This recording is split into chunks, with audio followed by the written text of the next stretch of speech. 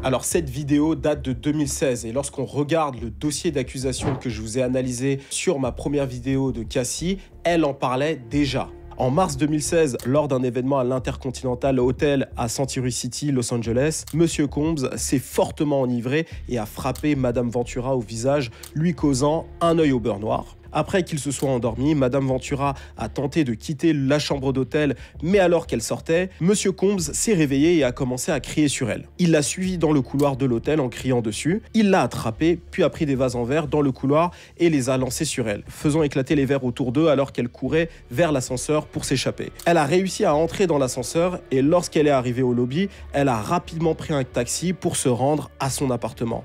En réalisant que sa fuite rendrait Monsieur Combs encore plus en colère contre elle, et complètement piégée dans ce cycle vicieux d'abus, Madame Ventura est retournée à l'hôtel dans l'intention de s'excuser d'avoir fui son agresseur. À son retour, le personnel de l'hôtel l'a encouragée à reprendre un taxi et à rentrer chez elle, suggérant qu'ils avaient vu les images de sécurité montrant Monsieur Combs en train de battre Madame Ventura et de jeter un verre sur elle dans le couloir de l'hôtel. Alors selon des informations, Monsieur Combs a payé 50 000 $ l'Intercontinental pour obtenir les images de sécurité du couloir de cette soirée. Alors en général, un document d'accusation est là pour justement mettre un maximum de faits pour incriminer le plus possible la personne qui est accusée. Mais là, particulièrement dans ce cas précis, je trouve que c'est beaucoup plus léger que les images qu'on a vues. Elle n'a pas du tout détaillé les coups qu'elle s'est pris, tu vois, le penalty, ces choses-là. Donc clairement, c'est bien moins hardcore que ce que j'ai vu, et je tiens quand même à le dire.